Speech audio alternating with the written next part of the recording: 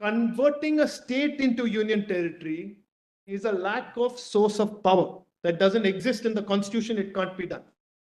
But, subject to what Justice Kaul said yesterday, can you take a part of a state and convert it into union territory? Yes, you can. Article 3 provides for it, but there is a procedure for exercise of that power. That procedure has not been followed. Lordships would see from 379 onwards. Fortunately, this book is there now. They've all been repealed, 379 to 390. Those were also pro tem provisions dealing with the provisional parliament. In fact, the converse of Yes. the converse of what was shown to your lordships earlier about the explanation provided in Jammu and Kashmir of where the Constituent Assembly of Jammu and Kashmir would conduct itself as the legislative assembly. The identical provision is Article 379, which stands repealed, which is that the Constituent Assembly of India would be the provisional parliament and they would elect the President of India for the time being, etc. Now, those are pro tem provisions. I'll show your lordships that in detail. But on this point, the question I ask myself is 370 clause 3 provides, and those opening words are very important, notwithstanding anything in the foregoing provisions of this article. Now, that I think segues exactly with what my Lord the Chief Justice said. Wouldn't this be surplusage? What was the need for these words? The need, in my view, for these words, because what is it in the provisions above that are standing in the way of 370 clause 3? It appears that 370 clause 1 has excluded the possibility of Article 1 and Article 370. 238 anyway had gone by that. Of these two provisions being in any way the subject matter of orders under 370 clause 1 subclause D. It had excluded it. What 370 clause 3, and I have to look at it keeping two things in mind. 2023, when I'm making this argument, and the fact that Sampath Prakash as well as your lordships have held that this position of 371D being operationalized is the position, that's the correct position. There's no way of questioning it.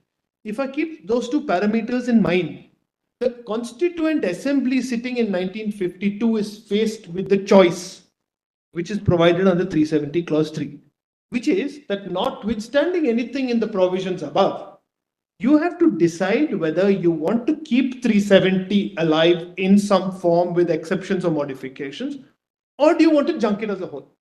Now, if they were to take that other choice, and we are grateful that they didn't, but if it was a question of doing so, what is the impact on the Article 1 not being made applicable? What is the impact on it? The way I see it, the impact is, and it's an unfortunate answer, the impact is that Article 1 wouldn't apply to them if they had decided so. And it, in my view, that's the danger of recreating a Constituent Assembly at any point. Article 368 in our Constitution doesn't permit repeal of the Constitution. Please see. It says amend, modify, repeal any provision of the Constitution, not the Constitution itself. And after the basic structure has come, there's no question of that. Now, what is our fear with this Constituent Assembly argument?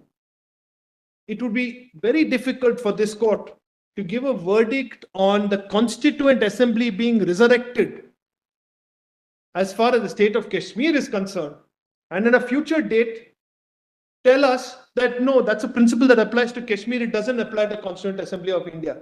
My view is it applies squarely to the Constituent Assembly of India. There is no question of suddenly reviving or resurrecting the Constituent Assembly of India in any fashion.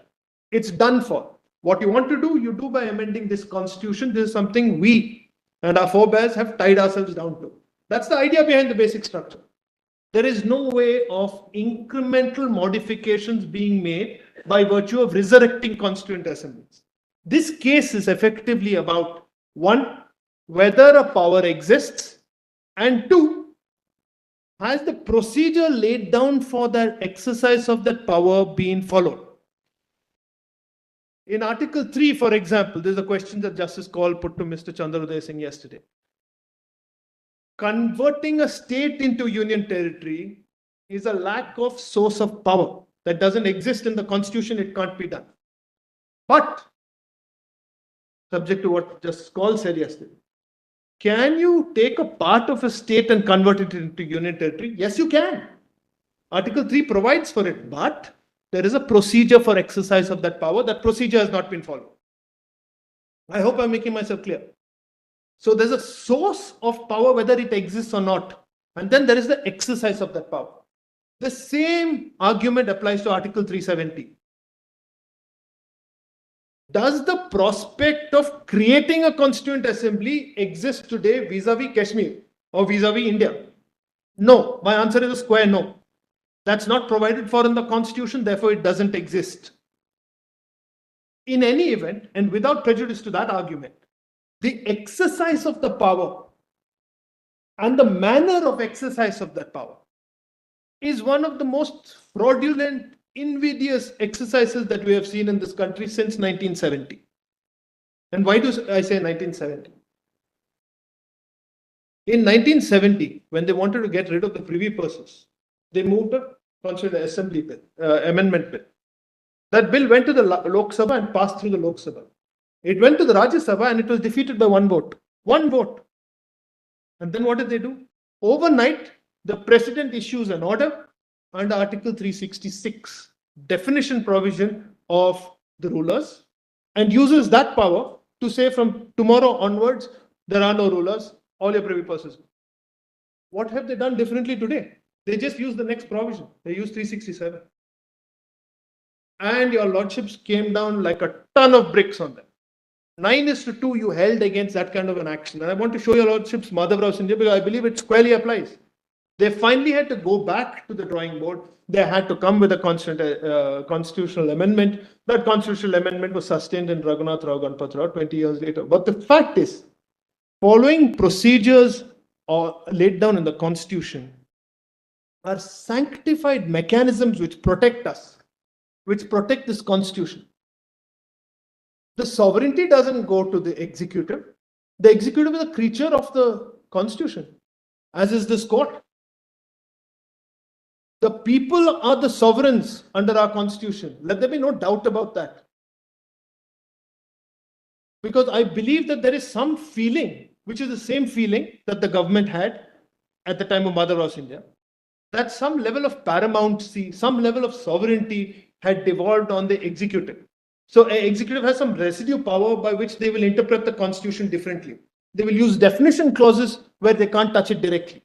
My Lord Justice Khanna on day one was considering the proviso to Article 370 and said, look, that's a proviso. But the proviso is perhaps the most important thing in this constitution. Constitution amendments in this country have been struck down on only two grounds. Only two. One was basic structure. The other was a proviso. The proviso in 368(2) was the reason why in Quixote Holohan, para 7 was struck down. Again, the amendments that were brought in for cooperative societies, your Lordship struck down because it didn't meet with 368(2). I remember, my Lord, the Chief Justice mentioning on day one about 368(2) proviso. Can you use that by way of the 356 route? I think that's a fantastic question. That's the heart of this case. Can you do that? Can you use 367? Can you use 366? Can you go sideways? The proviso provides the procedure you will follow. And you, creature and servant of the constitution, will use no other procedure. We are not sitting here in deference to our equals. Our elected representatives have taken a choice. They've made a choice that they will follow the constitution. Their oaths bind them to it. And they decide to follow devices like this. And they possibly don't learn from the lessons of the past. And I want to show your Lordship the language of Justice Hidayatullah, Justice Shah in majority, Justice Hegde concurring in Madhavrao. It completely, in my view, covers this case fully. It's the exact same thing. In fact, it's less complicated, less experimental.